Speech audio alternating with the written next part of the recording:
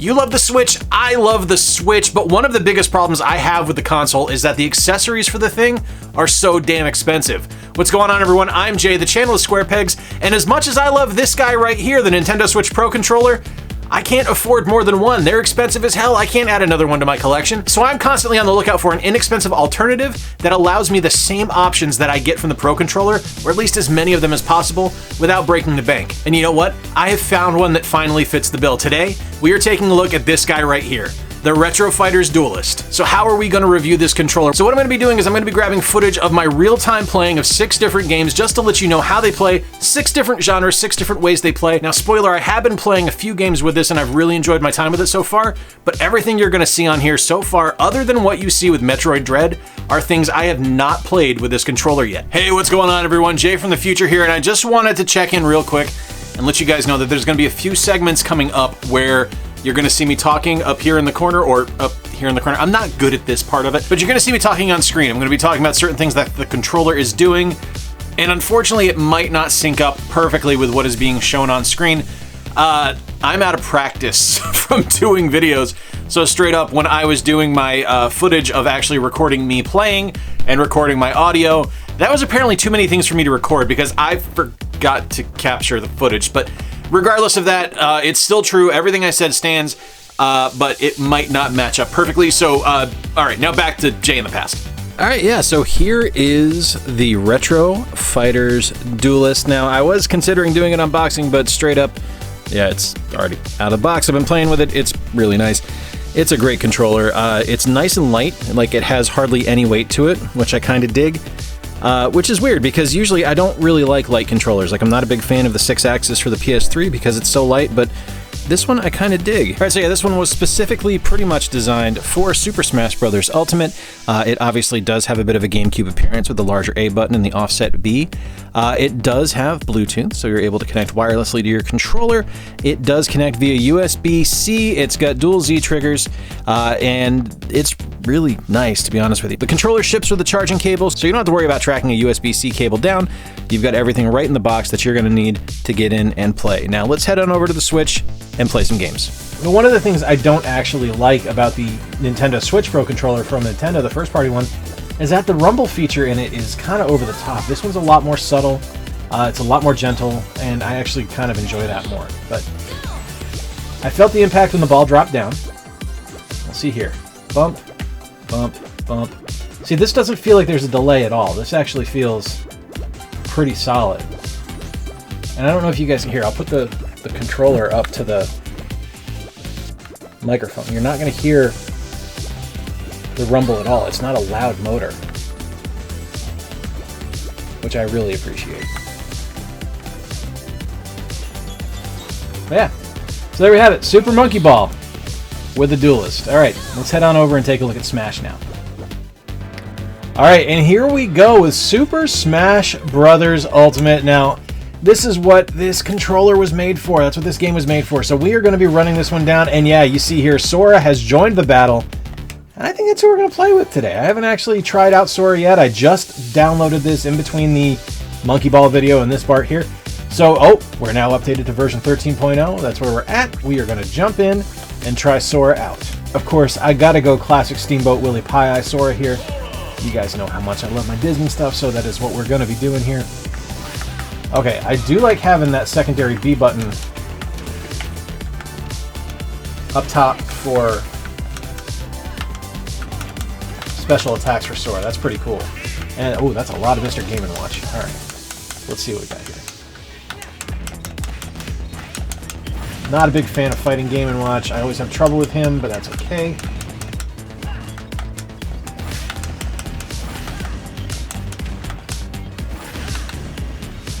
Johnny, Mr. Game & Watch, no!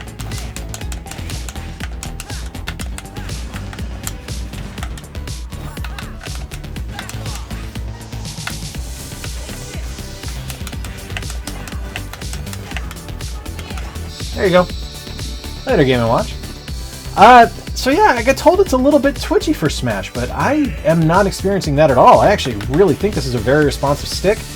This is good stuff. I actually really like this one. I mean, other than being terrible at this game, because I am legitimately bad at Smash Brothers. I love playing it, but I suck at it. Yeah, no, this is... I think this is an ideal controller for Smash. I think this performs significantly better, actually, than the Pro Controller from Nintendo. So this is a good one here. I like this one a lot. So let's move on next. We are going to be playing a racing game. You'll see which one that is next. All right, so yeah, now we are playing Hot Wheels Unleashed. This is actually my first time playing this game where it's not in handheld mode. I got this right before our trip out west, and I played it on my Switch with my Split Pad Pro or with my Satisfy grip, and I'm pretty stoked about this one. This is a really fun game. All right, let's do Crossroads. We'll do this guy here. This one's a fun track. Let's see how this goes, and I will let you know how this performs as compared to the Split Pad Pro from Hori. It's already going to be better because it's got rumble, which is kind of a big deal. That's a nice improvement. Again, I wish it had the amiibo support because I would love to be able to scan my Metroid amiibo when I'm playing Metroid Prime or when I'm playing Metroid Dread, but you know, it's one of those things where if you're at a point where you're trying to offer something substantially discounted from what the normal Switch Pro controller is, which is $70 as we all know, and this one clocks in at $30, I believe. That's a good place to cut cost. You know, it's something where you're. That's the first time I played it on a screen. Sorry, I got a little distracted there. All right, let's see how this guy goes. Now, the name of the game in Hot Wheels Unleashed is drifting, kind of like in Cruisin' Blast. Like I said, so it's a lot of just kind of figuring out the angles and the turns and stuff like that on the various tracks, but I think this is a pretty strong game. I think it's a lot of fun. I don't regret getting it on the Switch, but I've seen how nice the Xbox version looks and how nice the PS5 version looks, and there's a little bit of FOMO there, I'm not going to lie to you, but this is playing really nice with this controller. I'm not complaining on that at all. Again, one of the things that, you know, one of the consistent pieces of feedback I have here with this controller is how nice the rumble is. It's not distracting. It's nice and subtle. It's a very smooth and soft. It's kind of buttery, for lack of a better term. Like it's something that just feels natural, which is really odd to say when it comes to rumble in video games sometimes. You know, I'm used to kind of the unforgiving rumble and things like the N64 Rumble Pack that just kind of beat your hands up. This one's really nice, and this was not an unforgiving thing, and you guys saw how badly I did running into the walls. So, Hot Wheels Unleashed. Next, we are going to hop over to Metroid Dread. Alright, who out there has played Metroid Dread so far? I am not terribly far into it so far. I'm a couple hours in, and, you know, there's a recurring theme here with video games, and Jay, I'm terrible at this game. But, yeah, so 2 hours in, I'm thoroughly enjoying this game so far. It is the perfect descendant of Super Metroid, and it feels like Metroid Fusion and Metroid Zero Mission. It's exactly what I wanted it to be, no lie. It is difficult, it is gorgeous, it is so much fun, and it is unbelievably challenging. Like, it is a truly difficult game, and for that, I'm honestly grateful, and I'm really happy about. Alright, go west, young man.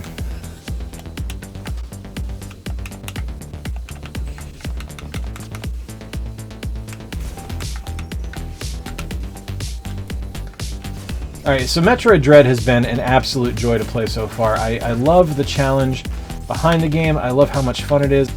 So this one just controls really nicely. Like it's not a difficult one to move around with. Like the controls in the game are pretty great to begin with. So it's nice to kind of just be able to play it here and do my thing. Yeah, so Metroid Dread. I mean, it controls really well. I don't know what else to tell you. Let me see if I can find something that's kind of like a first-person shooter here, and we'll take a look at that one. Okay, so in my defense, I said sort of a first-person shooter, so we are doing something that is sort of a first-person shooter. We are playing New Pokemon Snap, and I haven't played this one in a while. I actually don't think I've played this since maybe June or July, I'm not sure. So I'm rusty, to say the least. Ooh, I will say this is a bit twitchier than what I anticipated. Like, this is a lot more sensitive of a stick. It's a little bit off from what I'm used to, so it's a little bit faster than what I like, but it's not bad. It's just a little bit different. So different isn't necessarily a bad thing. Different can be a good thing. All right, so we're going to go to a classic now for our next game, and that is going to be something maybe not terribly expected, but yeah, no, this is a classic. This is a throwback game, and this is specifically to test the fidelity of the joystick. So let's see how that one goes right now. All right, so one of the first things I do want to talk about with this game in particular, and it's nice that this came up on screen because battery life on this thing is pretty great. I didn't charge it coming out of the box. I know my buddy Corey used it when I was on vacation. He might have charged it up to full, but it's probably gotten about 15 hours of gameplay on it since then. Can I cut in? Yeah. I charged it once. Once? Yeah. To full? To full. Okay. And it was about 3/4 down. All right, so yeah, it's been charged once. It's probably had about 15 to 20 hours of gameplay on it since then, and I'm at half a tank. This thing has a great battery on it. That's one of the things I really like about this. But I told you I was going to be playing a classic game here and showing you guys how this thing reacted, just how good the fidelity on this joystick was, and we're going to do that by playing Pac-Man Championship Edition 2. But yeah, we're going to hop into Pac-Man Championship Edition 2. We're going to look at how this game performs, and I really like this one because as much as I love traditional Pac-Man does start off a little bit slow. Pac-Man Championship Edition pulls the Band-Aid right off. You are thrown to the wolves, for lack of a better term. So we're going to start off here. We're going to go through adventure mode, and we will see how this goes. And I'm just going to control with one hand because that's all you really need to do. Well, I gotta press A to start the game.